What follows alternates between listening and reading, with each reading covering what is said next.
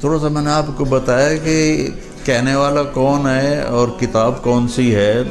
ہم نے تو صرف قرآن خوانی کے لیے قرآن رکھا ہوا ہے، ختم پڑھ لو اس کے لیے قرآن رکھا ہوا ہے.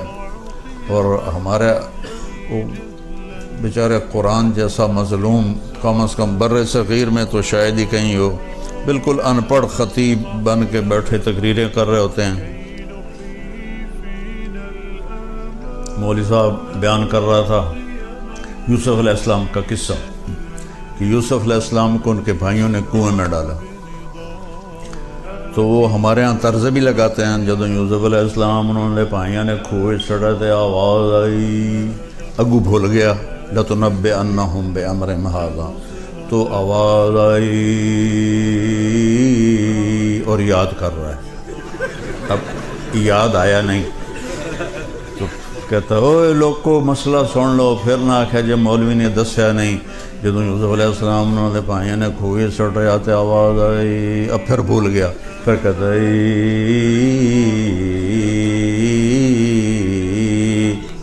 پھر یاد نہیں آیا. کہ جو ہوں نہ دسیا تو میں نے لتر پہن گئے. اوے سن لو مسئلہ غور نال سن لو، قرآن بیان کر رہے ہیں، میں کوئی خبراں نہیں سنا رہا. جب یوسف علیہ السلام انہوں نے بھائیوں نے کھوئے چڑھے تھے، آواز آئی کڑھم کڑھم، پانی میں گرنے تو آواز ہوتی نا، کڑھم، آواز آئی کڑھم.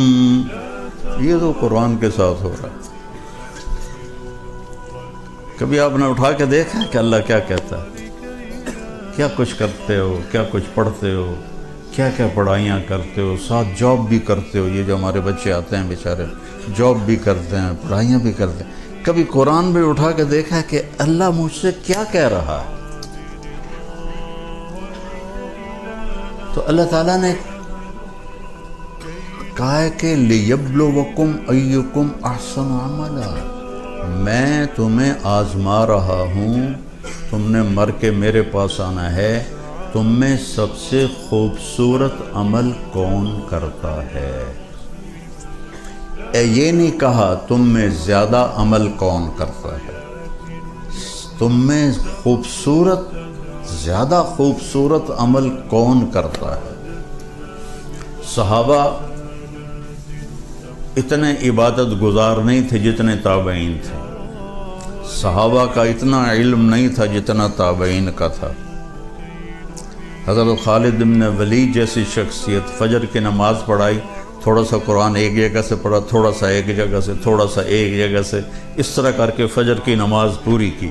اور سلام پھیر کر کہنے لگے بھائی جہاد نے مجھے قرآن بھی نہ سیکھنے دیا. اور بعد میں کتنے بڑے بڑے علامہ آئے، لیکن وہ کسی ایک صحابی کے برابر نہیں ہو سکتے کہ صحابہ تھے احسن عملا. ان کا عمل، ان پر نور نبوت پڑا تھا. نور نبوت کی روشنی اور ان لائٹوں کی روشنی میں تو بہت بڑا فرق ہے. تو صحابہ تھے احسن عملا. بعد کے لوگ تھے اکثر.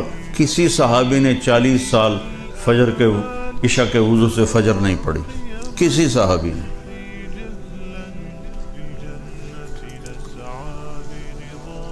تابعین کتنے ہیں جنہوں نے جو عشاء کے وضو سے فجر کی نمازیں پڑھی.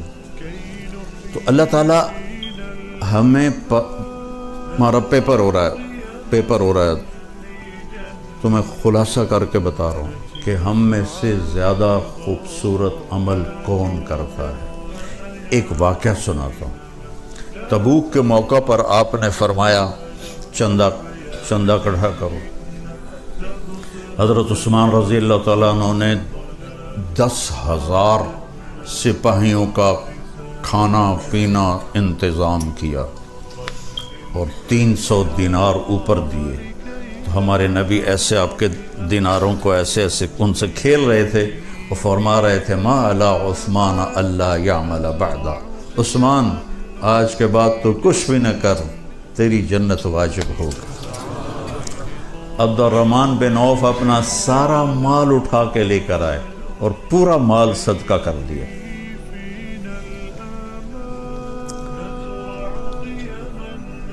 ابو بکر سے حضرت عمر رضی اللہ تعالیٰ عنہ کوشش کرتے تھے آگے نکل جاؤں، کہیں تو آگے نکل جاؤں. تو اس موقع پر ابو بکر کے گھر میں غربت تھی اور عمر مالدار تھے. کہنے لگے بھائی عمر آج جے تو لے گیا بازی تک لے گیا، پھر تینوں نہیں لبنا ہے موقع. انہوں نے کیا کہ اپنے مال کو آدھا کیا اور اٹھا کے مثلا سمجھو اتنا بڑا گٹھا اٹھا کے لائے، اتنا بڑا. ابو بکر رضی اللہ تعالیٰ عنہ نے چھوٹی سی گٹھڑی اٹھائی ہوئی اور وہ لے کے آئے. اب دونوں مال سامنے پڑے ہوئے ہیں، ایک یہ مثال ہے اتنا ہے، ایک اتنا ہے، تو اندھے کو بھی نظر آ رہا ہے ابو بکر تھوڑا لایا ہے اور عمر زیادہ لایا ہے. اب اگر سوال میرے نبی یہ کرتے عمر کتنا لائے ہو، ابو بکر کتنا لائے ہو، تو ابو بکر ہار گئے تھے اور عمر جیت گئے تھے. اور اللہ اس رسول کو پتہ ہے کہ اصل قصہ کیا ہے، تو آپ نے سوال ہی بدل دیا جو اس موقع کا ہے ہی نہیں، بنتا ہی نہیں. عمر پیچھے کیا چھوڑ کے آئے؟ اور کوئی میں مدارس اللہ میرے ذریعے سے چلوا رہا ہے، کوئی ہمیں آ کے چندہ دیتا ہے تو ہم پوچھتے ہیں جی کتنے ہیں. یہ پوچھ سکتے ہیں کہ پیچھے اور بینک میں کتنے ہیں. اگر یہ پوچھ لیا پیچھے اور کتنے نہ کہ اے ویڈیو میں 2 نمبر ہی کام لگ گیا تو اس میں نے فراڈیے لگ دیو. تو آپ دیکھو میرے نبی نے کیا مال کیا. عمر پیچھے کیا چھوڑا ہے؟ حضرت عمر جو پہلے ایسے کھڑے تو نالی اینج ہو گئے. تو ان کو پتہ لگ گیا بھائی میں ہار گیا. کہنے لگے جی آدھا چھوڑ کے آیا ہوں، آدھا لے کے آیا ہوں. ابو بکر تم کیا پیچھے چھوڑ کے آئے ہو؟ کہا جی ترکت اللہ و رسولہ، میں تو اللہ اس کے رسول کو چھوڑ کے آیا ہوں، باقی سارا لے کے آ گیا ہوں. تو عمر کہنے لگے ابو بکر میں تو اس سے آگے نہیں نکل سکتا. یہ بات میری واضح ہو گئی کہ اللہ دیکھنے والا ہے کہ ہم میں خوبصورت عمل کون کرتا ہے. کثرت بھی مطلوب ہے لیکن اصل جو وزن پڑنے والا ہے وہ خوبصورتی کا ہے. قرآن میں 25 دفعہ احسن کا لفظ آیا ہے اور خوبصورتی کے لیے ایک لفظ ہے حسن خوبصورت، ایک ہے حسین بہت خوبصورت، ایک ہے احسن سب سے زیادہ خوبصورت. تو احسن کا لفظ قرآن میں 25 دفعہ آیا ہے. اور ایک آیت میں نے پڑھی تھی لَقَدْ كَانَ لَكُمْ فِي رَسُولِ اللَّهِ أُسْوَةٌ حَسَنَةٌ. آپ یہاں اچھی لائف کے لیے آئے ہیں. اتنا ہی پتہ بھائی بھانڈے بھی آپ پہ ہی دھونے پڑیں.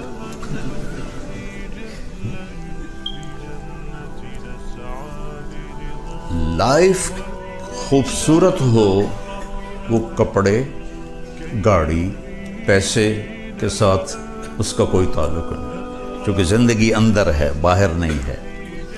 یہاں اندر جب اندھیرا ہوگا تو باہر روشنی نہیں ہوگی. 100 بار چمن مہکا 100 بار بہار آئی، دنیا کی وہی رونق دل کی وہی تنہائی. زندگی اندر ہے. تو میرے نبی نے فرمایا اگر اپنی زندگی خوبصورت بنانا چاہتے ہو تو مالدار ہونا شرط نہیں، سید قریشی ہونا شرط نہیں، انگلینڈ امریکہ میں رہنا شرط نہیں، غریب ہونا شرط نہیں، بادشاہ ہونا شرط نہیں ہے. میرے محبوب کی زندگی تمہارے لیے خوبصورت ترین نمونہ ہے. اس کے لیے حسن کا لفظ نہیں آیا، حسنہ کا لفظ آیا. سبحان اللہ، قرآن بھی کیا شے میرے رب نے اتاری. کسی کے چہرے پر تل ہو یہاں تو کتنا خوبصورت ہو جاتا ہے. ہماری فیملی میں ایک بچی تھی، اس کے چہرے پر تل تھا، تو اس کی خالہ کی بیٹی تھی، اس کے چہرے پر نہیں تھا. کہتی پتر اے میری بیٹی دی گال دینا اپنی گال میں لا دے، شاید یہ تو بھی تیل آ جائے. تو چہرے کا وہ تل جو پورے چہرے کو حسین بنا دیتا ہے اسے عربی میں حسنہ کہتے ہیں، حسنہ، حسن۔ یہی ہم سے منگوایا قرآن میں، ربنا آتنا فی الدنیا حسنا نہیں کہا، حسنتاً فی الآخرۃ حسنتاً وقنا عذاب النار، کہ زندگی کو اگر خوبصورت بنانا ہے تو اپنے نبی کی طریقے پر آ جاؤ۔ مجھ سے ایک آدمی کہنے لگا آپ کو کون سا شاعر پسند ہے؟ میں نے کہا اقبال۔ کہنے لگا اس کے اشعار میں سب سے اعلیٰ شعر کون سا ہے آپ کے نزدیک؟ میں نے کہا کہ محمد سے وفاتوں نے تو ہم تیرے ہیں، یہ جہاں چیز ہے کیا لوح و قلم تیرے ہیں۔ تو حسنہ، اگر لائف اتنی خوبصورت بنانا چاہتے ہو کہ لوگ بھی دیکھ کر ان کو مزہ آئے، یار کیا خوبصورت لائف ہے، تو میرے نبی کی غلامی میں آؤ، میرے نبی کے طریقے پر آؤ، تو تم چہرے کا تل بن جاؤ گے لوگوں میں، ایسے حسین پرکشش بن جاؤ گے۔ اللہ اپنے بارے میں کہتا ہے فتبارک اللہ احسن الخالقین۔ چند مثالیں دے دیتا ہوں لفظ احسن۔ سب سے اعلیٰ حسین خالق ہے اللہ۔ ومن احسن من اللہ حکما لقوم یؤمنون، سب سے خوبصورت فیصلہ کرنے والا ہے اللہ۔ اللہ اپنے بارے میں کہہ رہا ہے صبغۃ اللہ، ومن احسن من اللہ صبغہ، تیرے رب کا رنگ، اس سے حسین رنگ اور کس کا ہو سکتا ہے؟ محمد مصطفیٰ صلی اللہ علیہ وسلم کی طرف اشارہ ہے۔ اللہ احسن، اللہ نے اپنے نبی کو کہا احسن، پھر کہا اللہ نزل احسن الحدیث، تیرے رب نے اتارا سب سے حسین کلام قرآن، سب سے حسین کلام قرآن، یہ بہت خوبصورت۔ حضرت عثمان رضی اللہ عنہ فرمایا کرتے تھے کہ لوگوں کو قرآن کا پتہ چل جائے تو زندگی بھر قرآن سے آنکھیں نہ ہٹائیں، نظریں نہ ہٹائیں۔ ہمارا تو ہم ویسے ہی اجمی ہیں، ہم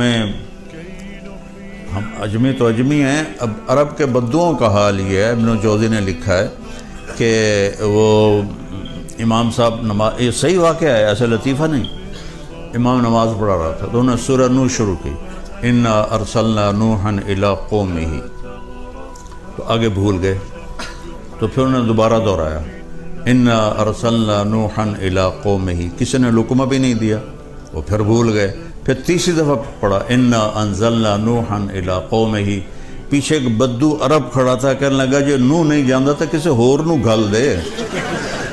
یہ صحیح واقعہ ہے، لطیفہ نہیں ہے۔ إِن لَمْ يَذْهَبْ نُوحٌ فَأَرْسِلْ غَيْرَهُ، تو عربوں نے یہ حال کیا ہوا ہے تو ہمارا کیا حال ہوگا؟